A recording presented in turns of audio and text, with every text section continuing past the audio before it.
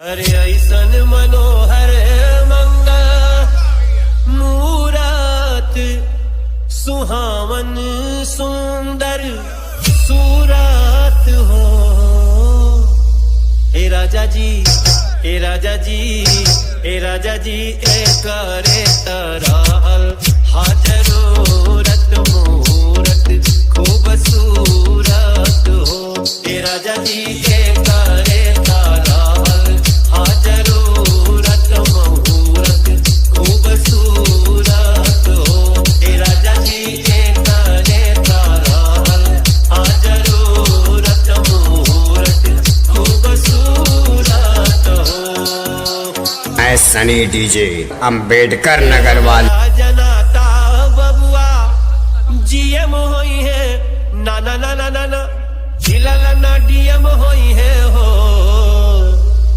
हिललना NTPC Kanda, हिललना Hind के सितारा ई सीएम होई है घोषे ऊपर पीएम होई है हो।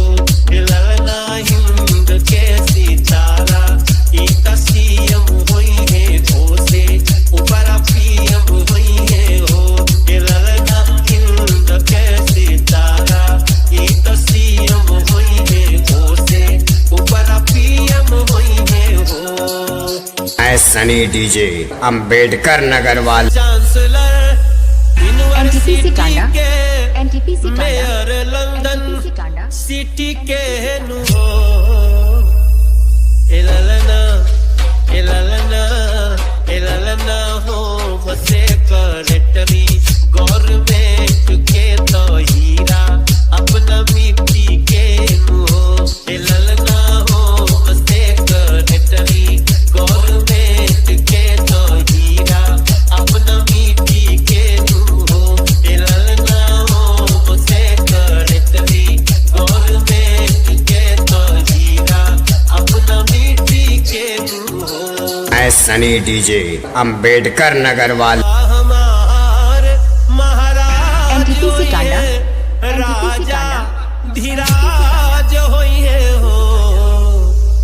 इललना इललना इललना धातु में हीरा पुखराज होइए सिरवा के ताज होइए हो।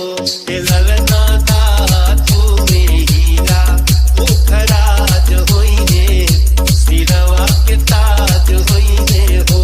इललना धातु में हीरा पुखराज होइए सिरवा के ताज होइए हो। मैं सनी डीजे अम्बेडकर नगर वाल एनटीपीसी कांडा, एनटीपीसी